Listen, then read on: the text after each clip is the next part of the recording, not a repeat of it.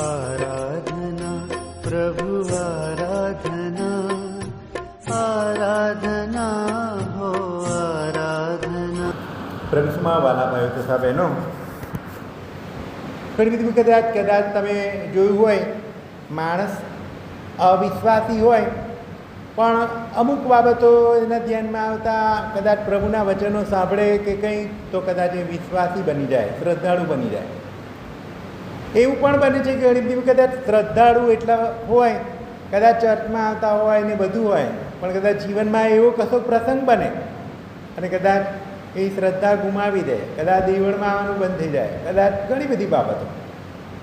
અને ત્યારે પ્રભુ જે સંત થોમસને કહે છે, એ આજે તમારા ને મારા માટે વિશ્વાસ રાખો, અવિશ્વાસ ખંખેરી નાખો.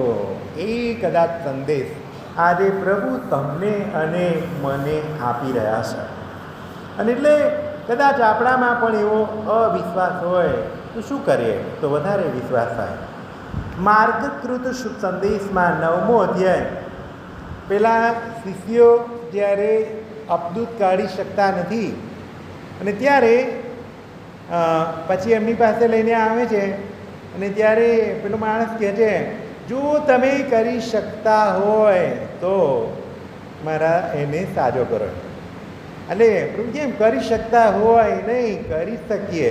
અને એ એટલે મારામાં રહેલા અવિશ્વાસ, હું તો માનું છું કે તમે કરી શકો છો, પણ મારામાં રહેલા અલ્પ વિશ્વાસને દૂર કરીને તમે એને વિશ્વાસ જગાવો. આજે પ્રભુ તમને ને મને પણ એ જ પ્રાર્થના કરવા માટે પ્રેરણા આપે છે. કેમ કે આપણા જીવનમાં પણ ઘણી બધી વખતે કદાચ અવિશ્વાસ આવી જાય છે. લુકૃત શુભ સંદેશમાં 17મો અધ્યાય 5મી કડી, અને ત્યારે શિષ્યો તો કહે છે, એ કહે છે, શિષ્યો પ્રભુને કહે છે, પ્રભુ અમે વિશ્વાસ તો રાખીએ છીએ પણ અમારો વિશ્વાસ વધારો.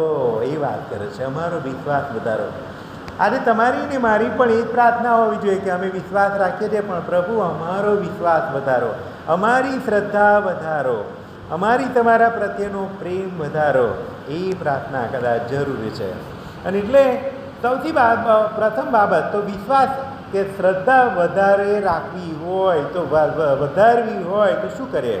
તો કે છે સૌથી પહેલાં સારી સંગત જરૂરી છે, સારો સત્સંગ જરૂરી છે.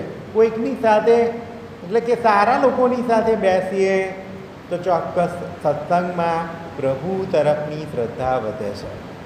ઘણી બધી વખતે કદાચ ખોટી બાબતો વાત સાંભળે, નેગેટિવ બધું સાંભળતા હોય તો પછી શ્રદ્ધા વધતી નહીં. એનાથી અમુક વખતે પ્રશ્ન મનમાં આવે કે આ બધી બાબતો આવું ધ્યાનમાં આવે છે તે કદાચ આ બધું સાચું નહીં હોય, કદાચ બાઇબલ સાચું ના હોય, પેલું સાચું ના હોય, ઘણી બધી બાબતો વાત આવે કદાચ. અને એટલે જે સારું છે એનો સત્સંગ કરીએ, જે સારું છે એની સંગત કરીએ, જે ખરાબ છે એવું નહીં. કદાચ બાઇબલમાં પણ તમે ઇન્ટરનેટ પર મળે કદાચ જુઓ તો અમુક વસ્તુ કહે છે કે ના, પૃથ્વી તો આટલા બધા વર્ષો પહેલાં બી હતી. એ કદાચ એવું કહે છે તો બાઇબલ કહે છે કે 2000 વર્ષ પહેલાંથી જ હતી.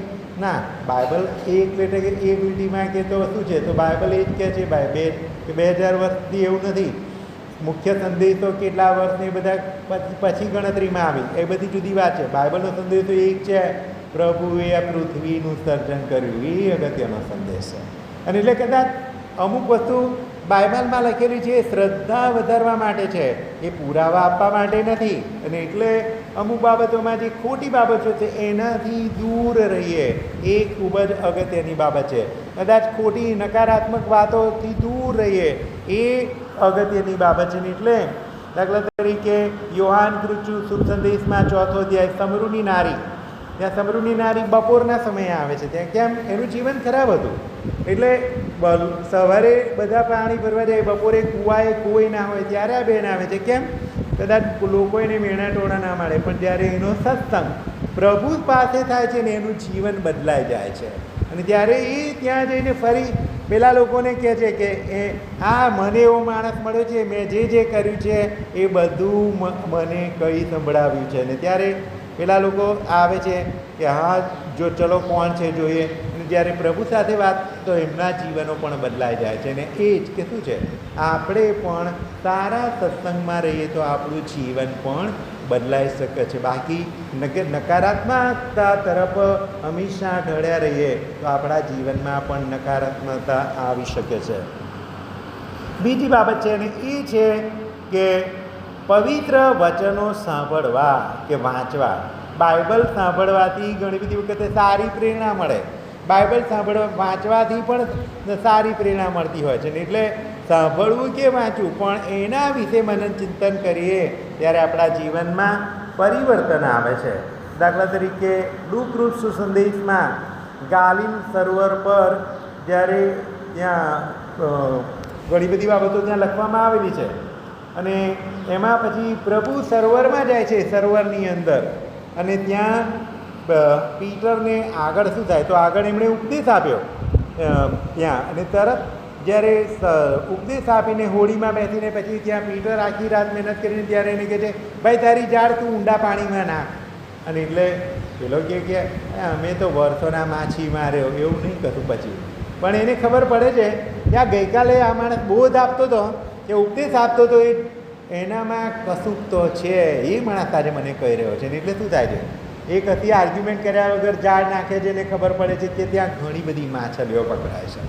એટલે શું છે, જ્યારે એ પ્રભુવાણી સાંભળે છે ત્યારે એનામાં શ્રદ્ધા પેદા થાય છે કે આ માણસ ગઈકાલે બોલતો હતો તો કશું એના અધિકારપૂર્વક બોલતો હતો, આજે એ માણસ મને કહે છે, અને એટલે કશું કે એના જીવનમાં છે અને એના જીવનમાં પરિવર્તન આવે છે અને તરત જ એ પ્રભુને કહે છે અમારા હું પાપીથી તમે દૂર હટો. ને એ વાત છે આજે. એટલે શું થાય છે, એટલે બાઇબલની વાણી, પ્રભુની વાણી આપણા જીવનમાં પરિવર્તન લાવે છે, પરિવર્તન લાવે છે. ને એટલે ત્યારે પરિવર્તન લાવે છે એટલે હકારાત્મક અભિગમ, હકારાત્મક પરિણામ આવે છે. આ બીજી બાબત છે.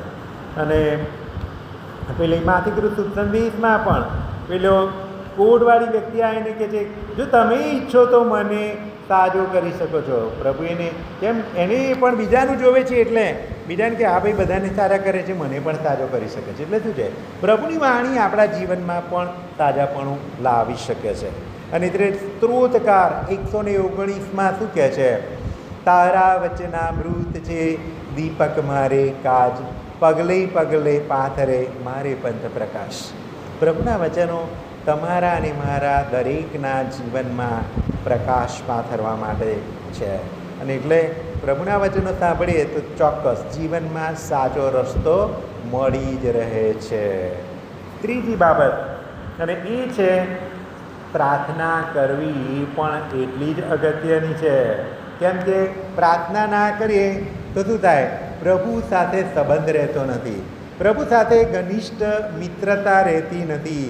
પ્રભુ સાથે અને એટલે પ્રભુ ઈસુના જીવનમાં જોતું થશે, સવારે પ્રાર્થના કરવા જાય છે, કદાચ અડધી રાત્રે પ્રાર્થના કરવા જાય છે, દિવસ દરમિયાન પ્રાર્થના કરવા જાય છે, એકાંત મળે એટલે પ્રાર્થના કરવા જાય છે. ને એ આજે એનાથી એ પ્રભુ સાથે, પરમપિતા સાથે સંબંધ કેળવીને એટલે દરેક બાબતમાં પછી શું થાય છે, પ્રભુ એમનું કહેલું જે ઈસુ ઈચ્છે છે બધું થાય છે, એ બધું ઈચ્છે છે બધું થાય છે.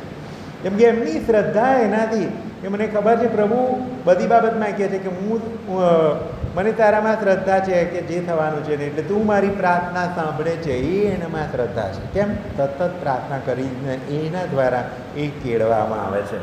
અને એટલે શ્રદ્ધાભર્યા પ્રાર્થનાઓથી ઘણા બધા ચમત્કારો કરે છે, ઘણા બધા ચમત્કારો કરે છે. અને વાંચનમાં પણ શું કહે છે, જો તમારામાં શ્રદ્ધા હોય તો તમે રાઈના દાણા જેટલી પણ શ્રદ્ધા હોય તો પેલા ઝાડને કહો અહીંથી દરિયામાં પડી જાય ને એ પ્રમાણે થશે. અને એટલે શું છે, ઘણી બધી કદાચ આપણી શ્રદ્ધા, આપણે પ્રાર્થના ના કરતા હોય તો કદાચ શ્રદ્ધા ના રહી શકે. અને એટલે પ્રાર્થના દ્વારા આપણી શ્રદ્ધા વધારી શકાય. અને એટલે યશાયાના ગ્રંથમાં 40મો અધ્યાય એ 30મી 31મી કડી તો એ શું કહે છે, કદાચ યુવાન હારી જાય, ભર જુવાનીમાં લથડી પણ પડે, પણ પ્રભુ પર ભરોસો રાખનાર ને નવું બળ, નવો જુસ્સો ચોક્કસ મળતો રહે છે. પ્રભુ પર ભરોસો રાખનાર પર નવું બળ, નવો જુસ્સો ચોક્કસ મળે છે.